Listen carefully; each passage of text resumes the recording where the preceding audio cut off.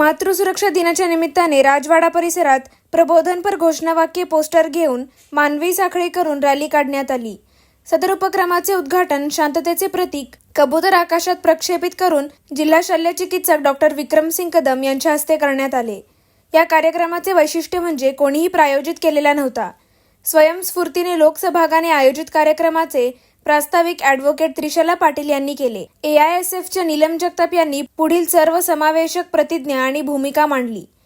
लाच न घेता नागरिकांची कामे करणारे सरकारी अधिकारी, दुसऱ्या धर्माबद्दल द्वेष न पसरवता सर्व धर्मियांची मैत्री करणारे नागरिक, घरात आणि कामाच्या ठिकाणी महिलांशी बरोबरीच्या भावनेने वागणारे पुरुष, वेगळे मत मांडणाऱ्यांचे ऐकून घेणारे आणि असहमतीसह एकत्रित वाटचाल करण्याची मानसिकता असणारे नागरिक, आपल्या जगण्यातून पर्यावरणाचे कमीत कमी नुकसान होईल अशी काळजी घेणारे नागरिक, सार्वजनिक मालमत्ता ही आपली आहे या भावनेने तिचे नुकसान न करणारे नागरिक। यावेळी प्रेम से कहो हम भारतीय है, सभी धर्म का एक ही नारा, प्यार मोहब्बत भाईचारा, ईश्वर अल्लाह वाहेगुरु, चाहे कहो श्री राम, सबका मालिक एक है, अलग अलग है नाम, संविधान प्रेम खरे देश प्रेम, संविधान भक्ती खरी देशभक्ती, कायद्याचा सन्मान देशाचा अभिमान अशा प्रबोधनपर आशयाचे घोषवाक्य असलेले फलक घेऊन भव्य मानवी साखळी करून रॅली काढण्यात आली।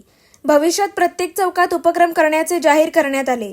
उपक्रमात तुषार वाळीव, प्रदीप पाटील, नितीन पाटील, प्रमोद माळी, विनोद कदम, कलावती पवार, कुसुम कांबळे, ज्योती अजाटे, विद्यास्वामी, प्रतीक्षा बचुटे, विनायक ओलेकर, उदय कदम, शाहीन मुल्लासह बहुसंख्य नागरिक उपस्थित होते।